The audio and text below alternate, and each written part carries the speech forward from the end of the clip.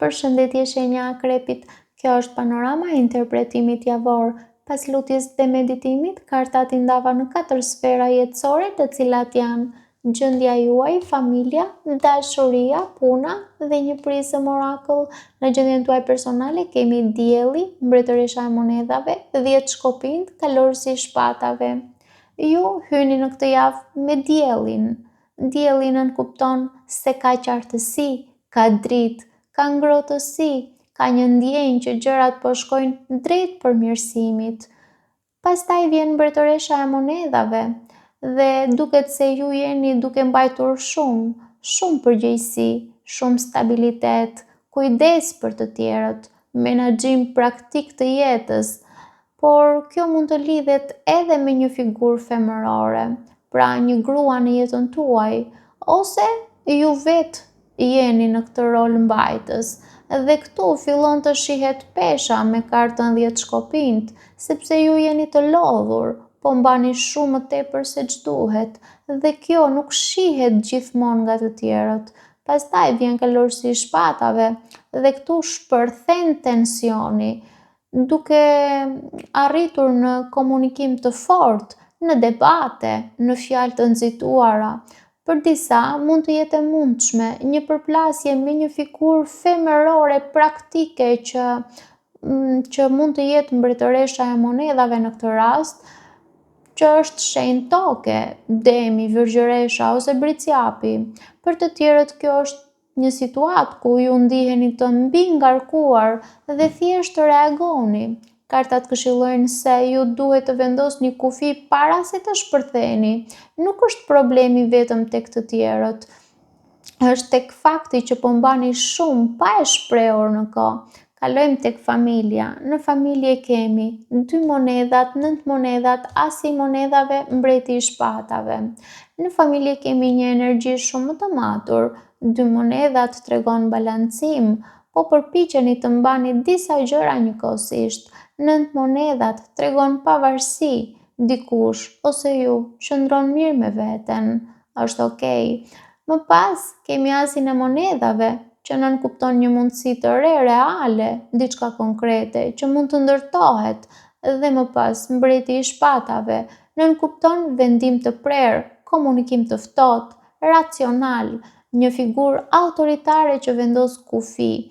Pra, në familje kaloni nga balancimi në një strukturë më të qartë dhe kartat këshillojnë se ju duhet të mendoni me kokë, jo vetëm me zemër. Jo çdo vendim duhet të jetë emocional. Disa kërkojnë qartësi dhe kufi të fortë. Kalojmë në dashuri. Në dashuri kemi ylli, 6 shkopind, faqa e kupave, 10 kupat. Në dashuri kemi një nga energjitë më të bukura të javës për ju. Kjo është fusha ku energjia hapet. Ylli nënkupton shërim, një ndjenjë e pastër, një rilindje emocionale, shpresë.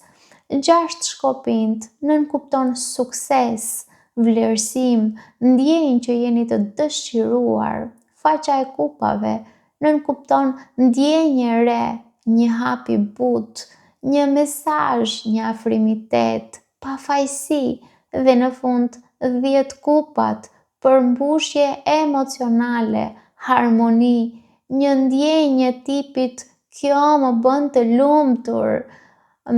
Pra kjo është shumë e rëndësishme. Ndërkohë që ju ndiheni të lodhur në sferat e tjera të jetës, dashuria është ajo që ju jep dritë. Dhe kartat këshillojnë se ju duhet të lejoni veten ta përjetoni këtë pa e sabotuar me stresin nga fushat e tjera të jetës. Sepse kjo është një mundësi e pastër, mos e ngarkoni, është kaq e bukur. Kalojmë tek puna. Në punë kemi 9 shpatat, 2 kupat, temperanca, mbretëresha e shkopinjve.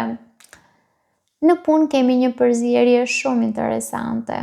9 shpatat nënkupton ankth, stres, mendime të tepërta, shqetësim, por menjëherë pas kësaj vjen 2 kupat, që nënkupton bashkëpunim, marrëveshje.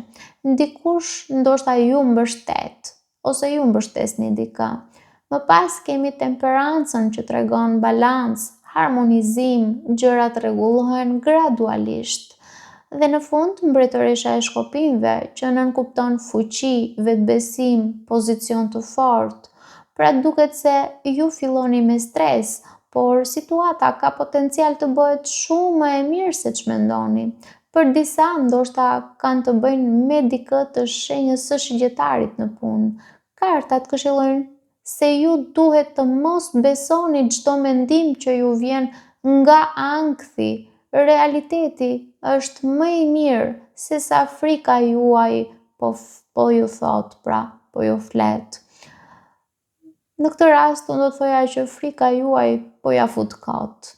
Kalojmë në prizën orakull ku kemi frustrimin.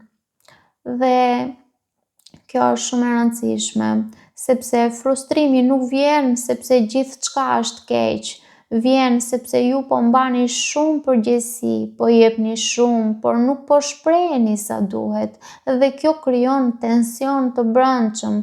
Pra, mos prisni të shpërtheni për të thënë atë që ndjeni. Shpreheni veten më herët. Kjo ju shpëton nga shumë përplasje, sepse kjo është një javë ku jashtë ka dritë dhe mundësi, brenda ka lodhje dhe tension. Në familje vendosen kufi, në dashuri hapet një energji shumë e bukur, në punë ankthi zbutet dhe situata përmirësohet, dhe në fund ju kuptoni që nuk është mungesa e mundësive ajo që ju lodh, por fakti që po mbani shumë pa e ndarë me askënd. Paçim.